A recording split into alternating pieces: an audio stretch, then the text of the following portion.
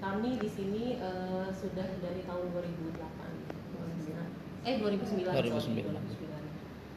Nah, kami sekarang selain koran ada online. Nah, online kami real time news pertama di Lampung. Jadi memang kalau dari sisi peringkat Mas, nanti minta waktu Mbak Lisma akan menyampaikan. Jadi online ini kenapa saya bicara online ini sekarang penting, karena dunia dalam genggaman. Semua orang dan apapun itu aksesnya pakai smartphone semua. Mau sekarang itu nggak mesti harus brand yang bagus, yang brand Cina pun banyak sekarang ya, spesifikasinya tinggi banget.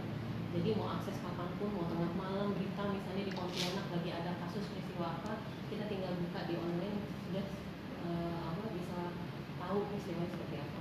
Kami pun sekarang bukan sekarang, sebenarnya online sudah lama, tapi dulu itu orang belum ada tren bahwa online ini bisa dimonetize. Ya Mas Bram, silakan. Nah ini Mas Bram dari orang, jadi saya tadi sudah mengatakan.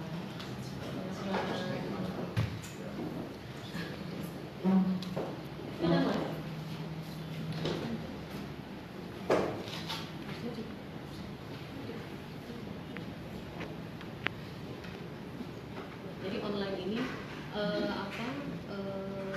kami punya wadah-wadah juga di online. Mungkin nanti Astra bisa memanfaatkan wadah itu, karena memang sekarang itu beberapa mitra kami itu promosinya mereka tidak hanya cukup untuk di lokal. Kalau di koran kan lokal doang yang tahu, yang konsumsi hanya lokal doang. Tapi kalau online kami itu secara nasional bisa diakses. Nah ini peringkat kami sekarang Mas dari sisi news itu lampung.tribunnews.com itu kita peringkatnya di atas Google dari sisi kita.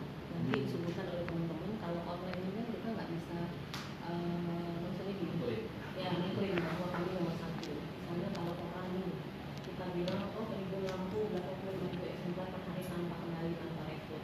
Mungkin nanti Masnya ngedefisit nih ke mana? Ke tetangga gitu ya. Ntar klaimnya itu 200.000 ya.